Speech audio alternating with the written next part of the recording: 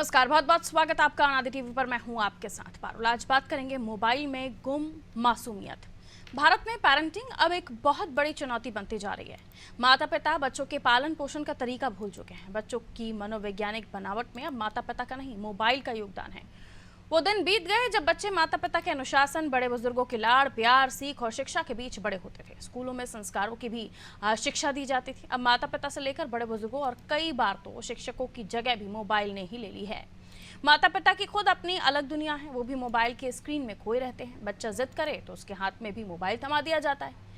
बच्चों के रोने धोने, जिद करने या उसके साथ खेलने की परेशानी से बचने का एकमात्र उपाय है बच्चे को मोबाइल दे दिया जाए। 6 माह के छोटे बच्चों से लेकर 16 साल के किशोर तक सभी के हाथ में मोबाइल देना आजकल माता पिता अपनी शान समझने लगे हैं।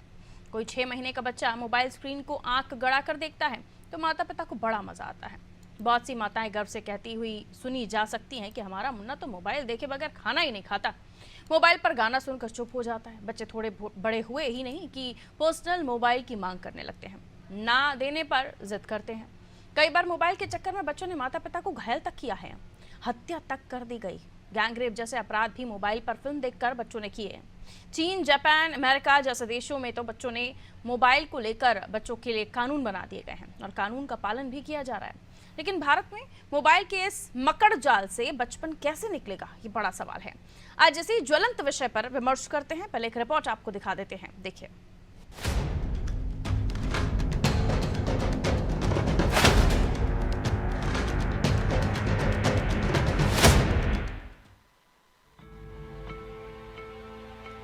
बचपन की मासूमियत मोबाइल की स्क्रीन पर गुम हो चुकी है। छोटे छोटे बच्चे मोबाइल की कल्पना में खो गए हैं। लौकिक जीवन के संसार, व्यवहार, नम्रता, प्रेम, करुणा, दया जैसी भावनाओं से दूर हो चुके हैं।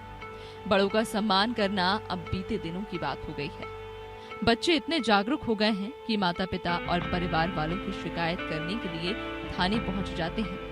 और बच्चों के भीतर मोबाइल के कारण इतनी वहशियत आ गई है कि छोटे छोटे बच्चे पॉर्न मूवी देखकर घर में अपनी ही बहन या आसपास की बच्चियों को हवस का शिकार बना लेते हैं। आए दिन ऐसी घटनाएं सामने आ रही हैं। जुलाई माह में रीवा में एक 13 वर्षीय किशोर ने अपने बगल में सो रही 9 साल की अपनी ही सगी बहन को हवस का शिकार बनाया और उसके बाद उसकी हत्या कर दी। इस बच्चे ने मोबाइल पर पॉर्न फिल्म देखी थी। जुलाई के महीने में ही 3 नाबालिग स्कूली छात्रों ने मोबाइल पर पॉर्न वीडियो देखने के बाद अपनी सहपाठी छात्रा से गैंगरेप किया और उसकी हत्या कर दी। दिसंबर 2023 में उत्तर प्रदेश के बलिया में एक 14 साल के लड़के ने 8 साल की बच्ची से दरिंदगी की। इससे पहले उसने मोबाइल पर पॉर्न फिल्म देखी थी। साल 2022 में छत्तीसगढ़ के अंबिकापुर में 6 नाबालिग बच्चों ने अपनी चचेरी बहन से पॉर्न फिल्म देखने के बाद दरिंदगी की।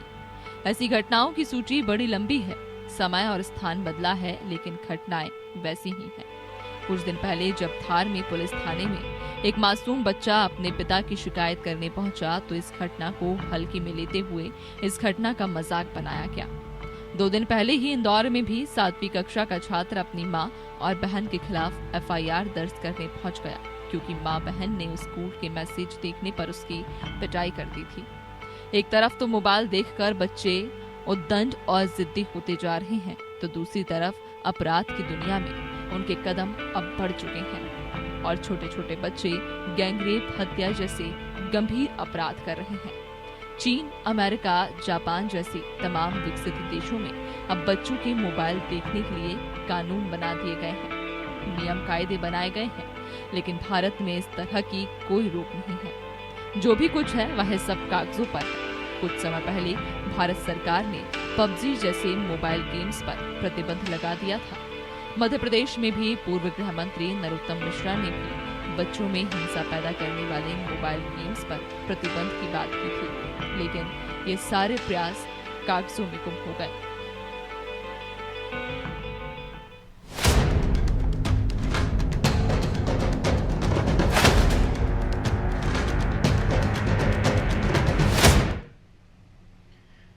छिन चला है बालपन, ये बचपन मोबाइल की जद में कि पता ही नहीं चलता कि हम बच्चे हैं या बड़े हो गए।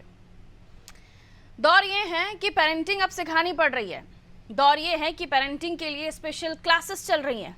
दौर ये है कि पेरेंटिंग के स्पेशल अकाउंट्स हैं जिन्हें देखने के लिए कुछ लोग कहते हैं कि इसे देखिए, आपके बच्चे की जो आदतें हैं ना उसको सुधारने के लिए कुछ वीडियोस उसमें मिल जाएंगे। पहले होता था क्या? पहले दादी नानी की कहानियां होती थी, पहले दादी नानी का लाड़ होता था तो डांट भी होती थी, पहले मोबाइल नहीं होता था बस। अभी मोबाइल आ गया है तो पुरानी चीज़ें सब छूट गई हैं। और अब बच्चे बड़े होते होते होते उन्हें लगता है कि मोबाइल ही एकमात्र साधन है जो उनके जीने का एक तरीका है, क्योंकि बचपन से ही उन्हें लत जो लग गई है। और यहीं तक ये बात सीमित नहीं रहती कि संस्कार जो आपको बड़े बुजुर्गों से मिलने थे वो अब मोबाइल जो दे रहा है वही आपको सीखने मिल रहा है। लेकिन अब ये भी स्थितियां हो गई हैं कि इन्हीं मोबाइल में कुछ ऐसे आपत्तिजनक वीडियोस देखकर ये बच्चे उस घटना को अंजाम दे रहे हैं। ये अपने आप में डरावना हो चला है। हमारे साथ हमारे सहयोगी भी जुड़ेंगे, कुछ मेहमान भी जुड़ेंगे, उनसे हम और भी बातचीत करने की कोशिश करेंगे। देखिए, अलग अलग जगहों पर अलग अलग तरह की घटनाएं हो रही हैं और ये घटनाएं बहुत ही चिंताजनक हैं, क्योंकि अब हम वो बचपन नहीं देखते। डॉक्टर पीयूष गुप्ता हमारे साथ जुड़े हैं, मनोचिकित्सक हैं आप। डॉक्टर साहब बहुत बहुत स्वागत। रूपाली जैन जी हमारे साथ जुड़ी हुई हैं, आप समाज सेवी हैं, आप बहुत स्वागत। रिटायर्ड IPS हैं, हमारे साथ जुड़े हुए हैं। सज्जन सिंह जी आपका भी वेलकम करती हूँ सर।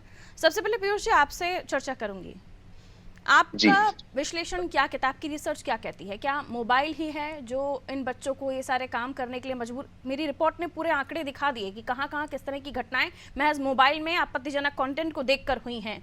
तो क्या वाकई ये मोबाइल इतना खतरनाक हो चला है बच्चों के लिए कि मस्तिष्क पर यह असर करता है कि वो कुछ भी गलत काम करने से नहीं डर रहे? नमस्कार वरुण जी। मैं खुद इस टॉपिक पर बात करना काफी टाइम से चाह रहा था। मैं शुक्रगुजार हूँ नारी टीवी का, इन्होंने मुझे प्लेटफॉर्म दिया कि मैं इस मुद्दे पर बात कर सकूं, जिससे शायद ज्यादा लोग मेरी बातों को सुन सकें।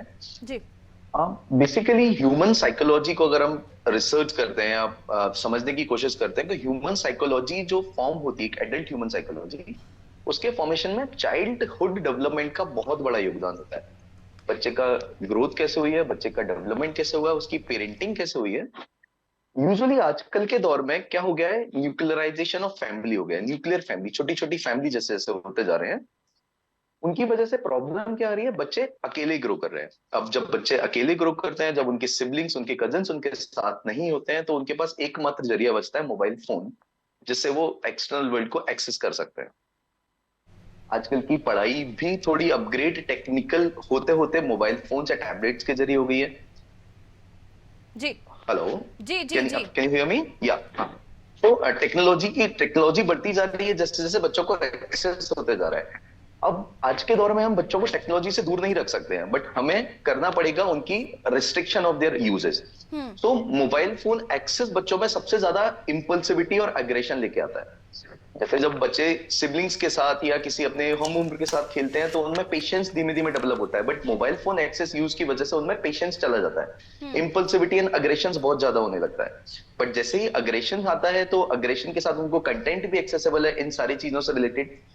एक बटन्स पर, सिंगल बटन्स पर उनको सारे अडल्ट कंटेंट्स अवेलेबल है, जैसे आपने बताया पोर्नोग्राफी या सेक्सुअल कंटेंट। तो उनकी मेंटल एज अभी इतनी बड़ी नहीं हुई है, बट उनके पास नॉलेज एडल्ट वाली आ गई है, तो उनको कैसे रेसिप्रोकेट करना है, किस तरह से यूज करना है, उन्हें नहीं पता।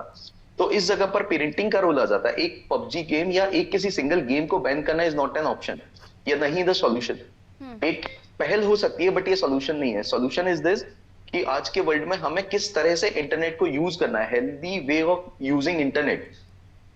हमें वो बच्चों को इंकरेज करना है। आज की पढ़ाई डिफरेंट हो गई है, हमें पढ़ाना होगा उन्हें कि हमें इंटरनेट कैसे यूज करना है। वाकई मोबाइल एक रीजन है। जैसे जितनी भी आपने अभी आपकी रिपोर्ट में आपने बताया, आपने मुझसे पूछा था कि क्या मोबाइल इतना घातक है। जी हाँ, मोबाइल इतना घातक है, बट सिर्फ मोबाइल ही नहीं है जो घातक है, और भी कई सारे फैक्टर्स हैं। आप बच्चे को मोबाइल देने को रोक सकते हैं, बट उसके सिबलिंग्स, उसके सहपाठी के पास फोन हो सकता है, वो उससे एक्सेस कर सकता है कंटेंट।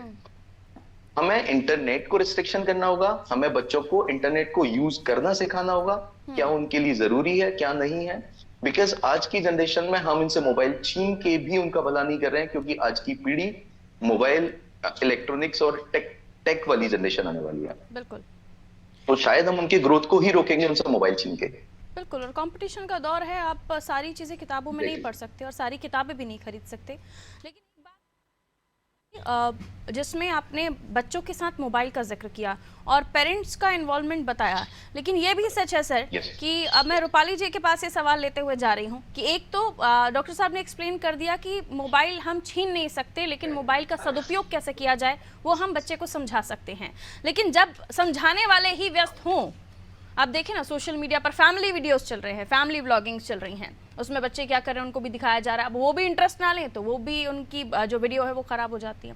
तो पेरेंट्स खुद इन चीज़ों में इन्वॉल्व हो जाते हैं। ठीक है, ये एक चीज़ हो सकती है कि आप वीडियोस बना रहे हैं, व्लॉगिंग कर रहे हैं, लेकिन आपका बच्चा क्या कर रहा है, क्या उसे देखने का समय बच्चा है माता पिता के पास? और हम इस दौर में जी रहे हैं कि ठीक है लाइफस्टाइल हो गया है, बिजी है, माता पिता वर्किंग हैं, लेकिन ऐसी भी क्या वर्किंग मैडम कि बच्चे अपने जो माता पिता हैं अपने बच्चों को समय नहीं दे पा रहे हैं। वो ये नहीं देख पा रहे हैं कि आपका बच्चा मोबाइल में देख क्या रहा है, और इकट्ठे होकर ये बच्चे देख लेते हैं। तो क्या आपके बच्चे को आपने समय से वो चीजें नहीं सिखाई कि क्या गलत है और क्या सही? रूपाली जी। जी बिल्कुल, बहुत बहुत धन्यवाद। पहली बात तो कि मुझे इतने संवेदनशील मुद्दे पर चर्चा करने के लिए आपने इनवाइट किया है। और डेफिनेटली बच्चों की मासूमियत जो है वो मोबाइल की वजह से छीनी जा रही है, और कहीं ना कहीं मोबाइल सदुपयोग के लिए भी हो सकता है और दुरुपयोग के लिए भी हो सकता है। हमें यह देखना है कि मोबाइल का हमें सदुपयोग करना है या दुरुपयोग। जहाँ तक हम देखते हैं या हम कन्वर्सेशन करते हैं, जब बच्चों से उनके परामर्श करते हैं, तो बहुत सारी चीज़ें सामने आने पर ये पता चलता है कि मोबाइल की लत भी माता पिता के द्वारा ही डाली जाती है। जी। आजकल माता पिता जो है वो वर्किंग में हो गए हैं, डेफिनेटली वो उनको समय नहीं दे पाते हैं, इस वजह से वो बच्चों को मोबाइल थमा देते हैं। घर पर भी जब माता पिता रहते हैं वो बच्चों के साथ बातचीत नहीं करते, बल्कि अपने काम में अपने खुद के मोबाइल में लगे रहते हैं और वो बच्चों को मोबाइल पकड़ा देते हैं। आज देखेंगे हम 2-2 साल के बच्चे जो हैं वो इंस्टाग्राम चलाना सीख गए हैं, उनकी रील्स को देखते हैं, और जब तक उन्हें वो रील्स नहीं देखें या वो वीडियो नहीं दे, ना वो खाना खाएंगे और ना ही वो किसी भी तरह से वो ब्लैकमेलिंग करते हैं। बच्चे माता पिता को ब्लैकमेलिंग करने लगे हैं। तो ये समस्याएं घर से ही शुरू हो रही है। अब हम ये देखेंगे कि ये चीजें कितनी घातक हैं या कितनी हमारे जीवन में या बच्चों के जीवन में सकारात्मक या नकारात्मक प्रभाव डालती है। हम बात करें डिजिटल दास्तां, सबसे पहली बात तो यही है कि हमको इस डिजिटल दास्तां से कितनी राहत है। क्या हम लोगों ने नहीं पढ़ाई की? हमारे समय कौन से मोबाइल होते थे? तो क्या हम लोगों को नॉलेज नहीं होता था? तो ये एक विषय कि मोबाइल से ही नॉलेज मिलेगा और किताबों से ज्ञान नहीं मिलेगा। पढ़ने की आदत डाली है। जितना पढ़ाई करते हैं, हम बुक से पढ़ाई करते हैं, हम देखते हैं कि हमारी आंखें तो कभी उतनी खराब नहीं हुई, लेकिन मोबाइल से आज जल्दी आंखें खराब हो रही है, नींद में खलल पड़ रहा है, कई शारीरिक गतिविधियां जो है वो कम हो गई हैं, जिसकी वजह से स्वास्थ्य की समस्याएं बढ़ गई हैं। तो क्या मोबाइल उतना हमारे लिए उपयोगी हो रहा है? नहीं। तो इसके नकारात्मक प्रभाव अगर हम देखते हैं तो संवाद की कमी हो गई है। बच्चे मोबाइल में घुस गए हैं तो संवाद की कमी हो गई है। कई ऐसे मनोवैज्ञानिक प्रभाव पड़ रहे हैं जिससे बच्चे कहीं ना कहीं तनाव, चिंता और उम्र होनी चाहिए। एक उम्र के बाद बच्चे को आप गैजेट्स दीजिए, ना कि और गैजेट्स में भी जितना इन्वेस्टमेंट आप एक मोबाइल में कर रहे हैं उतना आप एक लैपटॉप कंप्यूटर स्क्रीन पर कीजिए, ताकि जो चीज़ें एक बड़ी स्क्रीन पर आपको दिखाई देंगी तो वो समझ में भी आएगा पीछे बैठकर कि बच्चा कर क्या रहा है। बहुत सारी चीज़ें की जा सकती हैं, लेकिन कहते हैं ना कि अपनी सुविधा अनुसार चीज़ों को कर लेना और उसके क्या साइड इफेक्ट हो रहे हैं ये नहीं देखना। क्योंकि मैं और आप हम समझ सकते हैं कि कोई भी माँ अपने बच्चे को गलत नहीं बोलेगी जब तक उसका कोई खतरनाक नुकसान ना हो जाए, लेकिन इसे माओ को, माता पिता को समझना होगा कि हम जो कर रहे हैं आज की जनरेशन के हिसाब से, हाँ तकनीक का उपयोग जरूरी हो चला है, लेकिन उसका उपयोग बच्चा किस तरीके से कर रहा है ये भी देखना जरूरी हो जाता है। और जैसे कि आपने कहा कि संवाद की कमी हो गई है, कितने पेरेंट्स हैं आज घर पहुंचने के बाद अपने बच्चों से दिनचर्या पूछते हैं? कितने माता पिता हैं जो ये जानते हैं कि आपके बच्चे ने दिन भर क्या किया, क्या खाया, क्या पिया, कितना उसने पढ़ाई की और कितना समय उसने दिया? एक टाइम टेबल हमें पहले सिखाया जाता था कि टाइम टेबल बनाइए, वो आप कितने घरों में टाइम टेबल बनता है? बहुत सारी चीजें हैं, इस पर ये इतना वृहद विषय है कि चर्चा करते चले जाइए तो बहुत सारे पॉइंट निकलेंगे। मैं लौटूंगी आपके पास रूपाली जी। सज्जन जी हमारे साथ जुड़े हुए हैं। आप सिंह साहब क्या कहना चाहेंगे आप? अंबिकापुर की घटना हो, बलिया की घटना हो, नांगयाल में स्कूली लड़कों के ने जो सहपाठी के साथ गैंग रेप किया, कई सारी ऐसी घटनाएं जो स्कूल में हो रही हैं, या वो बच्चे जो स्कूली हैं या स्कूल में जा रहे हैं, उस एज के बच्चे इस तरह की घटनाओं को अंजाम दे रहे हैं। इस मामलों में जाहिर सी बात है वो नाबालिग है, पॉस्को एक्ट तो लगेगा नहीं, लेकिन ऐसे पेरेंट्स को या ऐसे बच्चे जो इस वक्त आपको सुन रहे हैं 11th क्लास के, 10th क्लास के, 12th क्लास के, उन्हें आप क्या बताना चाहेंगे? आपका अनुभव क्या कहता है इस मामले में? कैसे हम इन समस्याओं से उबरे? धन्यवाद आपके प्लेटफॉर्म से जोड़ने के लिए मुझे। जी सर। मेरा इसमें मेरा मत है कि ये जो स्कूली शिक्षा है, प्राइमरी और मिडिल स्कूल की शिक्षा जी, उसमें एक नैतिक और अपने संस्कार शिक्षा का भी एक विषय रखा जाए। और जो महीने में एक जो पीटीएम होता है स्कूलों में, तो उसमें जो पेरेंट्स से भी पूरा उसका लिया जाए बच्चे का कि ये क्या करता है, क्या नहीं करता है, और बच्चे को कैसे शिक्षा देना घर के अंदर, परिवार के अंदर, वो बताया जाए। मुख्य बात यह है कि जैसे कि आपने भी बताया कि वो मोबाइल की बजाय पीसी पे डाला जाए बच्चों को, तो वो पीसी सबसे अच्छी बात है कि वो सबके नजर में रहेगा बच्चा कि वो अपने क्या कर रहा है, क्या देख रहा है, वो सभी। और आजकल पीसी पे सभी चीजें मिल जाती हैं। बिल्कुल। दूसरी बात ये कि जो सीरियल्स जो देखे जा रहे हैं आजकल घरों में, मैं कोई आरोप नहीं लगा रहा महिलाओं पे, और सीरियल्स भी बहुत माने कि अश्लीलता परोसी जा रही है, तो इन पे कुछ रोक लगना चाहिए। बिल्कुल। अगला बिंदु ये है कि सरकार ने कानून में परिवर्तन करना चाहिए कि जिससे कि ये जो कम एज के जो बच्चे हैं जो अपराध कर रहे हैं, तो ये इसकी आरोपी की व्यस्तता की सीमा बढ़ाई जानी चाहिए। दूसरे देशों में जो मोबाइल को लेकर कानून बने हैं जिसमें लिमिट्स तय कर दी गई हैं उन चीज़ों को उपयोग करने की, बच्चे मोबाइल को उपयोग किस तरीके से करेंगे, कैसे करेंगे, उसमें अब सरकार का इन्वॉल्वमेंट हो गया है। सज्जन जी, इसे आप सही मानते हैं? है तो सही, पर वो प्रैक्टिकली संभव नहीं हो पाएगा भारतीय समाज में। सही कह रहे हैं आप यहाँ मैं वापस पीयूष सर आपके पास आ रही हूँ। जो चर्चाएं हो रही हैं उनमें माता पिता का अहम किरदार हो जाता है जब बच्चों के संस्कार, बच्चों की परवरिश की बात आती है। और जब हम माता पिता की बात करें, हर एक के साथ किसी न किसी तरह की समस्या है, कोई किसी तरह से खुश है तो कोई किसी समस्या से जूझ रहा है। और वो हम देखते हैं कि आजकल इतना चिड़चिड़ापन या इतना स्वभाव में माता पिता के आ गया है कि वो समझते नहीं है क्या नहीं है, और वो बच्चे से बात करते हैं तो वो चिड़चिड़ापन उनके स्वभाव में भी दिखता है। मैं बहुत सारे लोगों से बात करती हूँ, मिलती हूँ, लेकिन ये बहुत कम हमने देखा है कि हमें कोई ये कहते हुए दिखाए कि हम बच्चे से सिर्फ और सिर्फ प्यार से उनसे समझने की कोशिश करते हैं, उनकी बात, उनकी समस्याएं, सारी चीज़ें। क्योंकि एक दौर था जब आप बच्चा साइलेंट बैठा रहता था तो माता पिता या दादा नानी पूछ लेते थे कि क्यों ऐसे बैठे हो। आज वो दौर नहीं है कि पूछा जाए, या तो फिर शटाक से थपाड़ा पड़ जाता है गाल पे बच्चों के। ये इरिटेशन, ये एग्जाम्पल्स हैं जो इरिटेशन है। क्या ये भी वजह है कि बच्चे अब माता पिता से डिस्कशन नहीं कर रहे हैं किसी बात को लेकर, कि हमें पता है कि जवाब क्या मिलेगा? ये कई घरों में हो रहा है सर। जी मैम, मैं आपसे बिल्कुल सहमत हूँ। इसका मारपीट तो कोई एक सॉल्यूशन जी आ रही हूँ सज्जन जी, सज्जन जी आपसे अगला सवाल लूंगी। ये पीयूष जी से मैं सवाल पूछ रही थी कि वो मनोवैज्ञानिक स्थिति परिवारों में क्या है और उसे किस तरीके से सुधारा जा सकता है, अगर परिवार के में बैठे हुए माता पिता आपको सुन रहे। पीयूष जी। मैं आपकी बात से पूरी तरह से सहमत हूँ मैम। पेरेंटिंग का बहुत बड़ा रोल हो जाता है बच्चे के डेवलपमेंट से लेके उसकी थिंकिंग, थॉट प्रोसेस को डिफाइन करने के लिए। बीइंग दोनों पेरेंट्स आज अगर वर्किंग है तो जाहिर सी बात है समय नहीं निकल पाता है, लेकिन कैसे भी करके हमें पॉसिबल करना होगा, कैसे भी करके पेरेंट्स को मैनेज करना होगा कि बच्चे के साथ ज्यादा से ज्यादा टाइम व्यतीत करें, बच्चे से वन ऑन वन बात करी जाए और समझा जाए उसकी साइकोलॉजी, उसकी डिमांड्स क्या है, उसके नीड्स क्या है। हर बच्चा एक डिफरेंट पाथ पे ग्रो करता है, हर किसी की एक अपनी ग्रोथ होती है। हम जनरलाइज नहीं कर सकते हैं कि सारे बच्चे एक ही तरह की पेरेंटिंग से रिस्पॉन्ड करेंगे। हर किसी बच्चे की एक अपनी मानव स्थिति होती है जिसको उस तरह से समझा जाता है, सबकी अपनी प्रॉब्लम्स होती हैं। तो माता पिता को बच्चों के साथ बैठना चाहिए, उनके साथ ज्यादा से ज्यादा समय बिताना चाहिए। जो हम आजकल देख रहे हैं, वर्क फ्रॉम होम का जमाना है, जब पेरेंट्स अपने घर से काम कर रहे हैं या फिर घर में फ्री होके आए हैं तो वो भी अपने गैजेट्स पर लगे हुए हैं जैसे आपने बताया। तो पेरेंट्स को भी थोड़ा सा कॉम्प्रोमाइज करना पड़ेगा अपनी पर्सनल लाइफ को लेके, अपने बच्चों को टाइम देना होगा, उनसे बातचीत करनी होगी।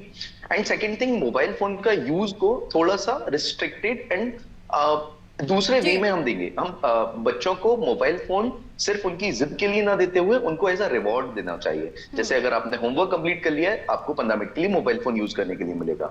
सर ने कहा जैसे हम दूसरे गैजेट्स दे सकते हैं, टैबलेट फोन्स या लैपटॉप्स, जिन पर हम उनके यूजेस का रिस्ट्रिक्शंस कर सकते हैं, उनकी एक्सेसिबिलिटी का रिस्ट्रिक्शंस कर सकते हैं। इस तरह के मानक को लाना होगा कि वो कुछ अलग अननेसेसरी वेबसाइट्स पर ना चले जाएं। जी जी रूपाली जी, एक बात का जो जिक्र हुआ कि आजकल ओपनली भी चीज़ें हैं, आप सीरियल देख रहे हैं, सास बहू वाला सीरियल, उसमें भी कुछ ऐसी चीज़ें होती हैं जो क्यूरियोसिटी पैदा करती हैं और वो आप घर में फैमिली के बीच में देख रहे हैं, उसे आप टेक इट इजी लोगों ने ले लिया है कि बहुत बड़ी बात नहीं है, छोटी मोटी चीज़ तो हो ही रही है। ये जो शुरुआती चीज़ें हो रही हैं रूपाली जी, मुझे लगता है इस पर भी परिवारों को, माता पिता को, महिलाओं को सोचना चाहिए कि आपके सास बहू के सीरियल अब महज सास बहू वाले नहीं बचे हैं, उसमें भी कॉन्टेंट रिस्ट्रिक्शन है जिसे आपने टेक इट ईजी ले लिया है।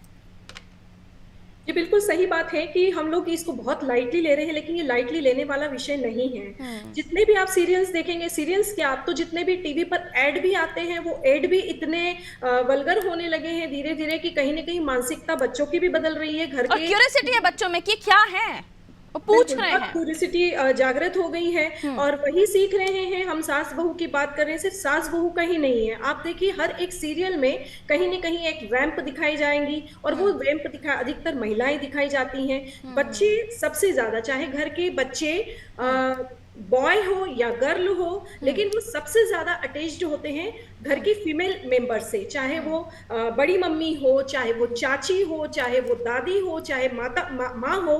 लेकिन जब उन्हीं के बीच में इस तरह के नकारात्मक लड़ाइयों को देखते हैं या एक दूसरे को नीचा दिखाने की प्रवृत्ति करते हैं, तो बच्चे की मानसिकता डेफिनेटली बदल जाती है। और जब वो बदलेगी तो कहीं न कहीं वो इन सब चीजों से रिलीफ के लिए वो मोबाइल की तरफ अट्रैक्ट होगा या फिर उसी तरह की नकारात्मक चीजों को करने। एक और चीज मुझे जिक्र इस बात का करूंगी कि आपने वैम्प का जिक्र किया, यानी विलन का किरदार।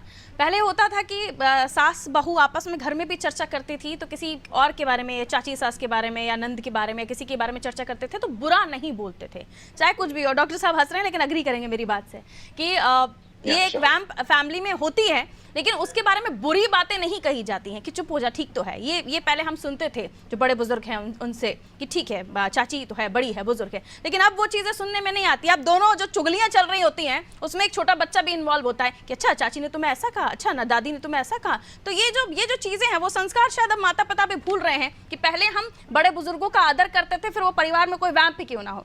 डॉक्टर साहब हमारे साथ जुड़े हुए हैं, अब मैं सज्जन साहब के पास जा रही हूँ। सज्जन साहब, ये समस्या का अगर पनप रही है, ठीक है, परिवारों से तो है ही कि चलिए हम एक जिक्र तो कर ही रहे हैं कि फैमिली है, लेकिन स्कूल्स भी हमें मोबाइल पर ही सारी चीजें भेज रहे हैं।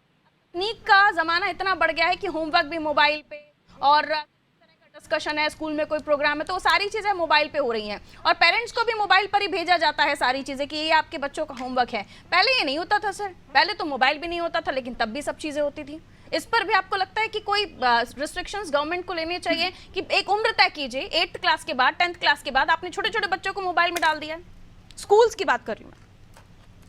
स्कूल में तो ये संभव नहीं है कि कोई, स्कूल में तो वैसे भी अलाउ नहीं करते हैं मोबाइल को। इसका एक अच्छा सॉल्यूशन मैं आपको बताना चाहता हूँ। जी सर। कि जैसे कि अभी क्या होता है कि बच्चे कम होने लगे हैं तो परिवार में उनको खेलने का साधन नहीं है। तो मेरी भी पोती है, छोटी है, 7 साल की, तो हमने क्या किया है कि मोहल्ले वाले जो भी हैं उनके सबके बच्चों का एक दिन फिक्स कर दिया है। तो वो एक टाइम फिक्स कर दिया है, तो वो सब इकट्ठे होते हैं हर एक के अलग अलग के घर और वो खेलते हैं। तो उससे क्या है कि वो मोबाइल की तरफ ध्यान कम जाता है। आपका कहना सही है कि कुछ एक्टिविटीज पेरेंट्स को आपस में प्लान करनी चाहिए, कुछ फैमिलीज इकट्ठे हो जाएं, वो बच्चों को बाहर लेकर जाएं, या फिर कुछ भी ऐसी एक्टिविटीज हो सकती हैं जिससे आप थोड़ा अपना जो बच्चे का मोबाइल से ताल्लुक हो रहा है उसको कम कर सकें। और प्रयास करने से तो बहुत कुछ हल हो जाता है, लेकिन वो प्रयासों में ही ताकत ना हो, दम ना हो या इच्छा शक्ति ना हो तो फिर क्या कीजिएगा। हम और आप यूं ही बैठकर डिस्कशन ही कर सकते हैं। बहुत शुक्रिया आप सभी का हमारे साथ चर्चा के लिए। सर समय इतना ही इजाजत देता था। कई सारी ऐसी घटनाएं हुई अलग अलग जगहों पर जिन्होंने ये बताया कि मोबाइल ने बहुत कुछ बच्चों को सिखा दिया, वक्त से पहले ही बड़ा बना दिया है। और वो मोबाइल में देखकर उन चीज़ों को अंजाम दे रहे हैं। मैं कंटेंट की बात कर रही हूँ, जो एडल्ट कंटेंट बहुत इजीली मोबाइल पर उपलब्ध है। एक तो ये समस्या है, और दूसरी ये भी कि कहाँ गए हैं वो संस्कार जो एक समय पर बच्चों को दिए जाते थे, कहाँ गई वो दादी नानियों की कहानियाँ। फैमिलीज छोटी होती चली जा रही हैं, बड़े बुजुर्गों से दूर रहने की जो इच्छा है पति पत्नी में, दंपतियों में, वो आपके बच्चों पर भी हानिकारक पड़ रही है। क्योंकि क्या वो दादी नानियों वाला प्यार आप अपने बच्चों को दे पा रहे हैं? और अगर नहीं दे पा रहे हैं तो कम से कम उनके साथ समय बिताइए, उनसे पूछिए वो क्या कर रहे हैं, उन्हें वो कहानियां बताइए, उन्हें वो बातें बताइए, शायद आपका बच्चा बहुत कुछ सीख लेगा। और स्कूलों की भी बात हो रही है कि स्कूलों में इतना सारा वर्क मोबाइल पर ही भेज दिया जाता है कि बच्चा आपका मोबाइल पर बैठा हुआ पूछे क्या कर रहे हैं, तो स्कूल का वर्क कर रहे हैं। फिर आप थोड़ी देर इधर उधर होते, बच्चा कुछ और कर रहा होता है। तो नजर हमें भी रखनी है, यानी पेरेंट्स को भी रखनी है, स्कूल्स को भी सोचना होगा कि एक टाइम, एक एज तय कीजिए कि किस एज के बाद आप मोबाइल पर सारी चीजें भेजना शुरू करें। क्योंकि पेन और कॉपी का ताल्लुक थोड़ा जो दूर होता जा रहा है या कम होता जा रहा है, उतना ही बच्चा मोबाइल की तरफ जाता जा रहा है। वजह जो भी हो, ध्यान रखने की आवश्यकता है। आपके बच्चे भी अगर घर में हैं या आपके भी घर में बच्चे हैं, तो इस बात का ध्यान रखिए कि कहीं आपका बच्चा मोबाइल में कुछ और तो नहीं देख रहा, और उसके मनोविज्ञान पर या उसके मस्तिष्क पर इस बात का क्या प्रभाव पड़ रहा है, ये अभी से सोचने की जरूरत है। वरना ऐसा ना हो कि आपका बच्चा आप ही के सामने अपराधी या गुनहगार बन जाए। दीजिए इजाजत, नमस्कार।